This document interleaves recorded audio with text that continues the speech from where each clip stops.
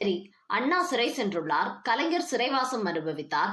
அவ்வளவு ஏன், ஸ்டாலின் கூட மிசாவோ அல்லது வேற ஏதோ ஒரு காரணத்துக்காக சிறைவாசம் அனுபவித்துள்ளார். ஆனால் புரட்சி தலைவர் எம்ஜிஆர் எதற்காவது சிறை சென்றிருக்கிறாரா என்கிற கேள்வி பலருக்கும் இப்போது வரை மனதை அரித்துக் கொண்டே இருக்கும் ஒரு கேள்வி. சொன்னால் ஆச்சரியப்படுவீர்கள். எம்ஜிஆர் பல்லாண்டு வாழ்க என்கிற இந்த படத்தில் நடிக்க வேண்டும் என்கிற ஆர்வத்தை எம்ஜிஆருக்கு ஏற்படுத்தியதே எம்ஜிஆர் அனுபவித்த அந்த 4 நாட்கள் சிறைவாசம்தான். ஆம், எம்ஜிஆரும் கைது செய்யப்பட்டு சிறை சென்றிருக்கிறார் என்பது எம்ஜிஆர் ரசிகர்களே பலர் அறிந்திராத செய்தி. சிறைக்கு சென்றது மட்டுமல்ல, அங்கே இருந்த 4 நாட்களிலேயே தரமான சம்பவங்களையும் செய்தார் என்றால் நிச்சயம் ஆச்சரியமாகத்தான் இருக்கும். விவரம் கொடுக்கப்பட்டது என்றாலும் ஹிந்தி எதிர்ப்பு போராட்டத்துக்கு முன்பாகவே எம்ஜிஆர் சிறை சென்றிருக்கிறார். இது பற்றி மற்ற சில சோ கால்டு தலைவர்களைப் போல எம்ஜிஆர் வெளியில் அதிகம் சொல்லி தம்பட்டம் அடித்துக் கொண்டதில்லை. 1958 ஆண்டு ஜனவரி 5 அப்போது பிரதமராக இருந்த நேரு சென்னை வந்தபோது அவருக்கு திமுக சார்பில் கருப்பு கொடி காட்ட தீர்மானிக்கப்பட்டது.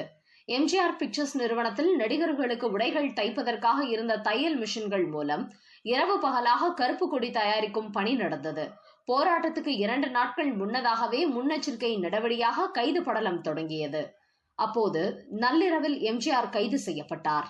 மேலும் நடிப்பிசை புலவர் KR Ramasamy, Nadigamani TV Narayanasamy, SS Rajendran, Valayapathi, Muthukrishnan ஆகியோரும் கைது செய்யப்பட்டனர்.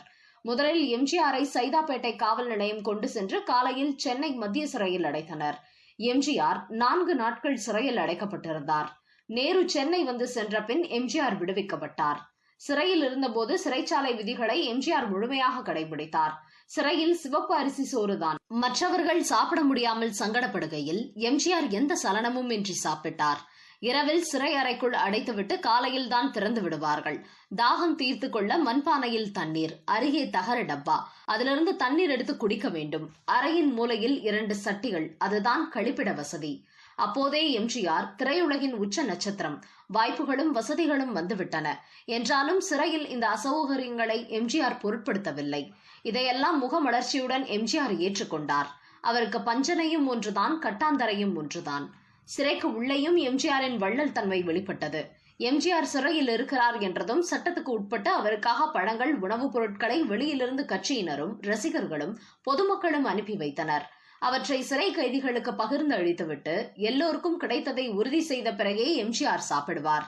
கைது ஆனவர்களில் பலரை சாதாரணமாக C வகுப்பில் அடைத்தனர். எம்ஜிஆருக்கு மட்டும் B வகுப்பு அளிக்க சிறை நிர்வாகம் அனுமதி அளித்தது. ஆனால் எல்லோருக்கும் ஒரே வகுப்பு கிடைத்தால்தான் தானும் B வகுப்பில் இருக்க முடியும் என்று எம்ஜிஆர் போர்க்கொடி தூக்கினார். அதன் பிறகே அவருடன் கைதான பலர் B பிரிவுக்கு அனுப்பப்பட்டனர். அந்த வகையில் சிறைவாசம் அனுபவித்தவர் மட்டுமல்ல, சிறையிலும் தன்னை சேர்ந்தவர்களுக்காக உரிமை